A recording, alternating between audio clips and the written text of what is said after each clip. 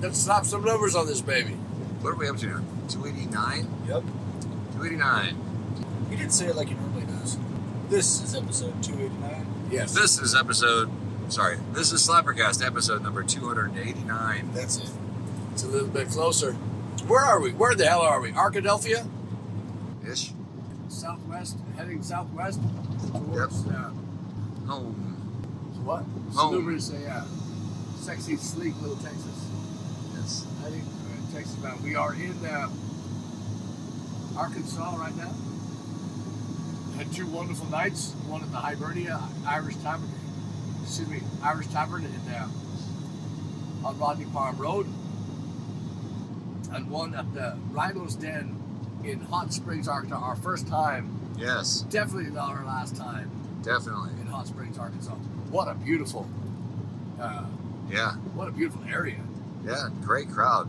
Great crowd. Very energetic crowd. Yeah, and we have to thank Joe and Cindy for the biggest sugar high of the trip. Yes. Maybe the biggest sugar high. I don't know if I can tell you when I was so high on sugar. That cake fueled me the entire show. Cake. We got a photograph of it right here. Yeah, we do. We still have it. Open it up. Don't be shy. It's like a chocolate cake made with Guinness and Bailey's Irish cream. Jameson. It's a car bomb. Jameson? It's a car bomb cake. So it is made with Jameson, Bailey's. Yeah, Bailey's and right. Guinness, yeah. Cindy had it specially made for us, and we had it at their beautiful home in Hot Springs, and treated like kings. I mean, absolutely treated like kings. Spoiled rotten. Yeah. And then we went down to the Rhino's Den, where Scott and Crystal, the proprietors of this fine place, quite small. A little smaller than I was looking at, than I thought it would be. I'm going to tell you right now, that place has got teeth. Yeah. And that place is going to do something. Just such a great energy in it. I hate talking like a hippie, but you walk in, you're treated well. Looked like the food was great. Heard great comments on the food. We had some people that were eating dinner and got up and left, and kind of sheepishly left as we were setting up. And I was like, they probably think that we're something. They went home, got cleaned up, and they came back, and they enjoyed every bit of it. It was so just wild. Yeah. I mean, it's one of those nights, we've been in the business for a long time. Some of us a lot longer than others. But it's sometimes you can read a room and nail it. Tonight, every single thing that you would imagine about this room, you're wrong. Mm-hmm. They just Turbo made a great reference. There's a place in Cucamonga, California, out there where we played at Mustang Sally's. Yep. And we went in. We talked about this before in the episode. Walked in there, and it was dead. There's a couple of barflies, a couple of people hanging around, doing whatever.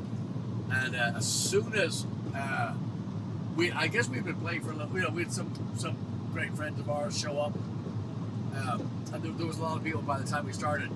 But something happened. It hit the stroke of 11 p.m. and the walls just vomited people into the place. We were just stacked.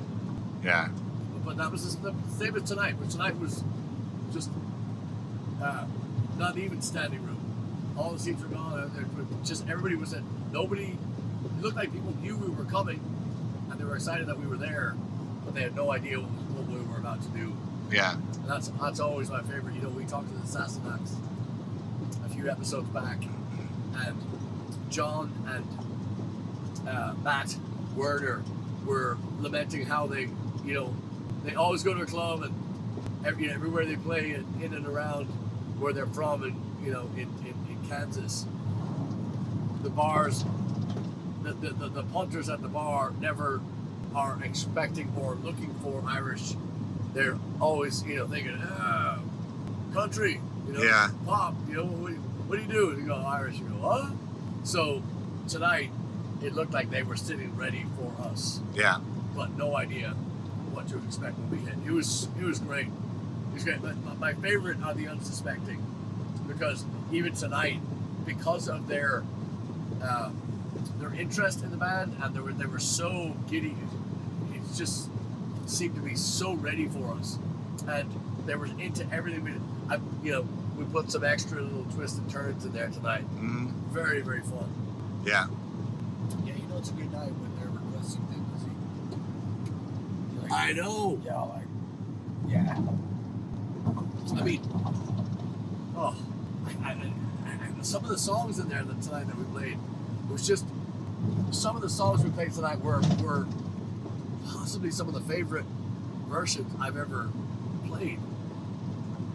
You know, Yeah. us three. I can't tell you which ones right now at the moment. I'm still kind of buzzing from it. Pirate's Life is pretty good. That was pretty good. Yeah. Yeah, a funny story of PLFM. Last night in Little Rock, Arkansas, Hibernia, I was really into that song. That song was just, sometimes it hits. Some players call it in the pocket, other players call it just, just clicking. Everything's clicking. Everything's going well. Everything's doing, And I was in that moment last night where it's just, whoa, and I was listening to how tight the three of us were playing, and it was because of our in-ear monitor mix. I have a very, very, very, like a scalpel's edge, fine-tuned, what am I trying to say? Just my focus on the song was so immense that I was lost in the moment and actually forgot one of the parts that we had changed and just kind of just mowed through it. And it's kind of funny. I looked up. I was like, "Oh, damn it," But it was. I thought it was quite funny that we all kind of knew. It's great. Yeah. It's great. Yeah. Yeah. Some of the songs were. I credit the no TVs in there. No, Yeah. Everybody. Same with the Hibernia. Both bars on both nights. No TVs. Everybody's in there to see the band, and such respect, and such the adulation, Mm-hmm. thrust upon us. Yeah. It was great. Yeah. Yeah, can't wait to see what they do with that place. Yeah. If they end up doing something outside or Yeah. what they do. It's a very new venue. It's only been open since December, and It's in a cool spot. I mean, right there at the base of that community. It's supposed to be the largest gated community in the United States, 100%. Yeah. Yes. So whatever that means to you at home, listening to SlapperCast on a Tuesday evening, whatever gated community means to you at home, I've never seen nor heard about anything like this. This is its own country, essentially. You go through the gate. There's 2 armed guards at the gate, and Were they really armed? no, I was just doing that for effect. But thanks for fucking it up. I'll come in again. They were disarmed guards with our. We disarmed them. They're with disarmed our guards. Yes, Charm, man. I did. It's not see, working. So 2 guards, heavily armed, artillery, tank, airplane, and a chopper in the air.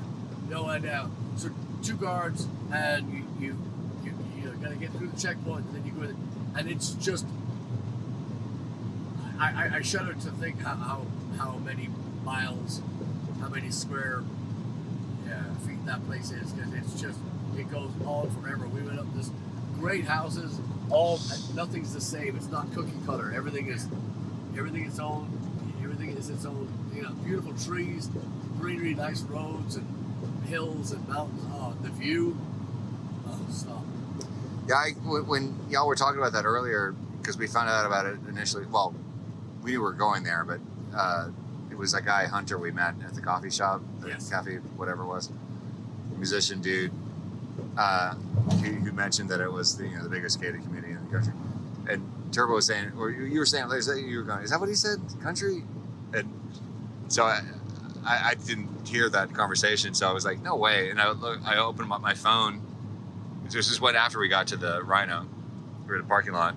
I opened up my phone to see where we were. I could see how big the area was on the map. It's like, oh yeah, I can see that. Yeah. Yeah. large, yeah. And we had asked ourselves as we disarmed the guards and made our way into the fortress. We asked, hey, could you live in a gated community? Could you? We asked each other, and Trevor was absolutely, Chad was absolutely not. And I'm kind of like, I don't care. So it was, again, I would have failed on those. If I was to guess who would have picked one, I would have failed on all of them. So, Really? yeah. I do like the idea of, in a gated community, I like the idea of nobody being able to, just show up, Right. You're not getting into that. Yeah. And so I like that idea, but I also don't like the idea of, I don't know, it feels confined to me. It feels a little, Yeah.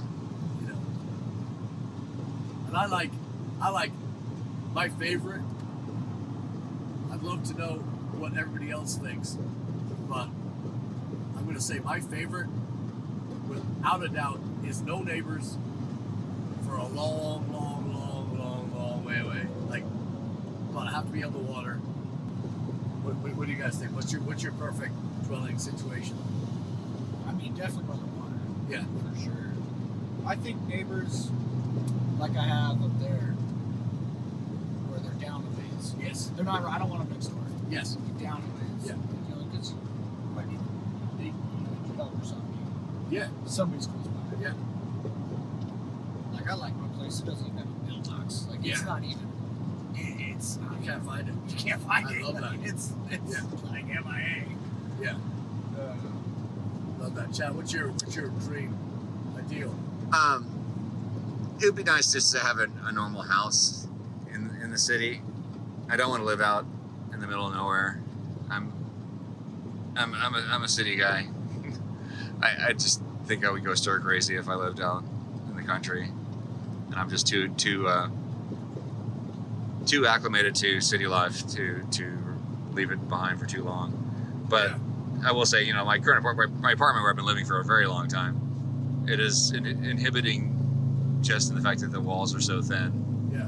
And I have really great neighbors. I mean, they're very quiet. And, but it does, I can't just walk around singing at the top of my lungs all day. Like Mary Poppins. Yes. So it would be nice, to have a house like the house my dad had. Both my brother Preston and I have talked about, we're going to buy that house someday. Like that's on like our very long-term to-do list, which we'd have to be very wealthy to do that. But I do miss that house. I miss just having that. It was like before when I lived there when I was a teenager, when I was in high school, just before Dad remodeled it to be, because he eventually extended the house all the way back to the alleyway, and there was a garage apartment back there that I lived in, and that was great because it was like I didn't share a wall with anybody, so I got a lot of songwriting back in that house for the times that I lived there. I lived there my senior year in high school, and then again when I moved back from New York for about a year and a half when I was 30. So there was something to be said for that. So that would be ideal for me. But I don't have to be out in the middle of nowhere. Just no immediate walls with neighbors would be nice for a change. Yeah. I couldn't imagine being behind the wall, like having neighbors on this side of the wall. Especially for the shit I get up to. Oh, those poor animals. Yeah. That's funny. I grew up on the water in Dublin, and even when I moved to Boston, I was pretty close to the sea. And Florida, of course, right on the water when I lived there. And Dallas, what a mistake! what a bucket of misery that was. And then Houston, when my kids were small, I would drop them at school at 7:30 or whatever in the morning, and drop them to school, go down to Galveston, kayak for the day, and come home in time to pick them up. Lovely. But now it's great.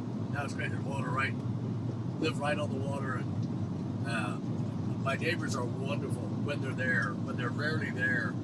But so essentially, I have no neighbors. I'm on the water, but I would like to, like we saw today, down there on that lakeside with the mountains and the Yeah. I could get used to that. Yeah, that was beautiful. But we let us put a pin in this. We met some friends of ours from they're from the Ozarks, and we have been invited to do something with them. I can't say because we're it would be a private event. However, I'm saying that because we're really looking to. We're going to put some dates down for the spring of next year, but I can see us doing something here again, Little Rock, of course, and then head up to the Ozarks and whatnot. But I say that because I've long wanted to rent a cabin up there and just stay for a little while. Mm-hmm. So that might be happening, very, very soon too. So it's always a good idea, especially you people that like to travel. It's always a good idea to keep an eye on our schedule, because we were overjoyed today and yesterday when the Fugates, our good, Yes. our friends, your friends, our dear friends, they showed up, surprised us at my birthday celebration in Alberta, and they showed up tonight in Hot Springs, and then we had our neighbors from Huntsville show up, and then of course our lovely friends from Dallas that came, that actually booked. They got us booked at this place tonight, so Yeah. it's just keep an eye on the calendar, Blaggards.com. Jump on in, and if you like to travel, we go to some amazing places. I told the lads today we were down Lakeside. I was like, hey, we're at work right now. It's just such a wonderful feeling to see that scenery and know, we're supposed to be here. We're not lost, we're not kidnapped, we're not burying bodies. It's such a break for us. It's pretty cool too.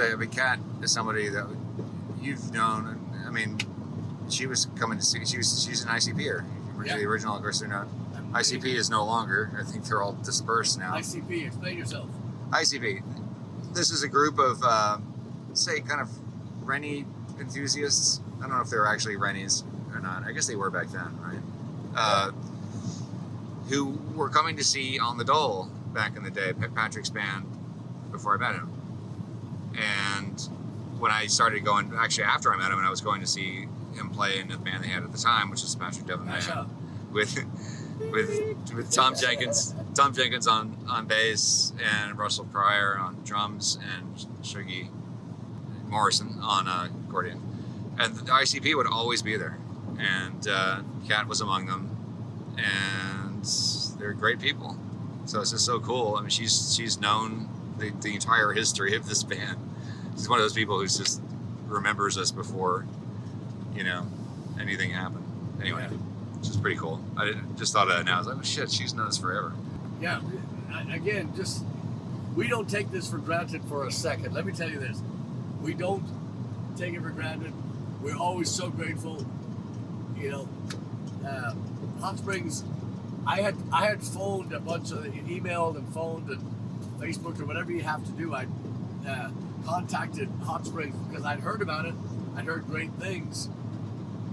And we had contacted it. And actually today, while we were waiting to go load in to play the show, we ran into some musicians, and we ran into some music store owners. We ran into, a bunch of locals, and there's kind of a scene there. It's a hopping little town. So really looking forward to going back and doing some more damage there. I'm so excited. Definitely. So, yeah, that's well, I guess we've only got another 5 hours, so why don't we put a pin in this, and we'll, I'll wait till you guys get real comfortable and start snoring, and we'll wake you up and do it again. Deal. You're so cool, boss. All right, cool. All right. See ya. See ya. Good night. Bye.